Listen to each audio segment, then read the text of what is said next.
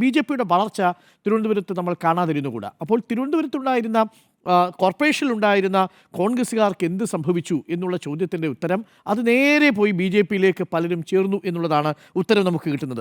Percentage vice നമ്മളൊന്ന് കണക്കിലെടുത്ത് നോക്കൂ. പെർസെൻറ്റേജ് വൈസ് കണക്കിലെടുത്ത് നോക്കിയാൽ 2015-ലും 2020-ലും സംഭവിച്ചിരിക്കുന്ന വലിയ ഷിഫ്റ്റ് നിങ്ങൾക്ക് കാണാൻ പറ്റും. ആ ഷിഫ്റ്റ് മുഴുവൻ പോയിരിക്കുന്നത് കോൺഗ്രസിൽ നിന്നാണ്, നേരെ ബി.ജെ.പിയിലേക്കാണ് ആ ഷിഫ്റ്റ് പോയിരിക്കുന്നത്.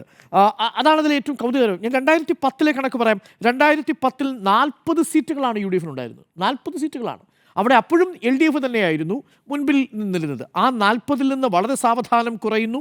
അങ്ങനെ കുറഞ്ഞ് ഒടുവിൽ 10 മാറുന്ന സാഹചര്യം ഉണ്ടാകുന്നു. ഇതെങ്ങനെ മാറി എന്നുള്ളതാണ് ചോദ്യം. നേരെ ബി.ജെ.പിയുടെ വളർച്ചയാണ് അതുണ്ടായത് എന്നുള്ളതാണ് വസ്തുത നമ്മുടെ മുന്നിൽ നിൽക്കുന്നത്. അങ്ങനെയാണ് തിരുവനന്തപുരത്തിൻ്റെ ഇപ്പോഴത്തെ രാഷ്ട്രീയ സാഹചര്യം. അവിടെ നിന്നും 10 സീറ്റിൽ നിന്ന്, അഥവാ 8 സീറ്റിൽ നിന്ന് കോൺഗ്രസിന് ശക്തമായൊരു തിരിച്ചുവരവ് നടത്തണമെങ്കിൽ അവിടെ ഒരു നരേറ്റീവ് ഉണ്ടായേ മതിയാവൂ.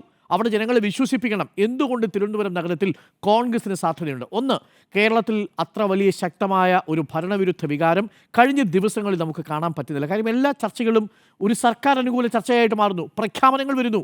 ഈ പെൻഷൻ അടക്കമുള്ള വലിയ വമ്പൻ പ്രഖ്യാപനങ്ങൾ വരുന്നു. വീട്ടമ്മമാർക്ക് 1000 രൂപ കൈപ്പറ്റിയാണ്.